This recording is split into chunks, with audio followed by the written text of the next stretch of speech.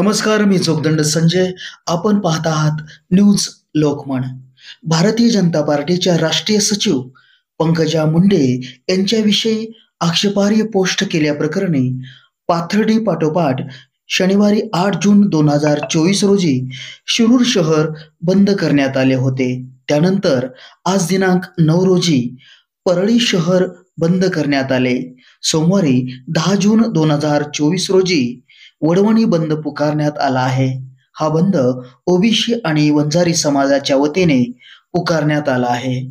परळी येथील एका व्यक्तीने फेसबुकवर पंकजा मुंडे यांच्याबाबत आक्षेपार्ह पोस्ट केल्यामुळे त्याच्या विरुद्ध परळी शहर पोलीस स्टेशनमध्ये गुन्हा दाखल करण्यात आला आहे. या प्रकरणी संबंधित तरुणाला अटक देखील करण्यात आली होती. या पाठोपाठ अहमदनगरच्या पाथर्डी तालुक्यातील शिरापूर येथील तरुणाने पंकजा मुंडे यांच्याविषयी आक्षेपार्ह पोस्ट केली. या प्रकरणी त्याच्या विरुद्ध गुन्हा दाखल करण्यात यावा, तसेच सदरील घटनेचा निषेध म्हणून काल शिरूर शहर बंद ठेवण्यात आले.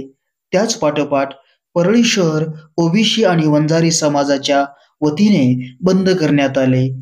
पोस्ट प्रकरणामुळे संपूर्ण जिल्ह्यासह बीडमध्येही मोठा तणाव निर्माण झाल्याचं पाहायला मिळालं.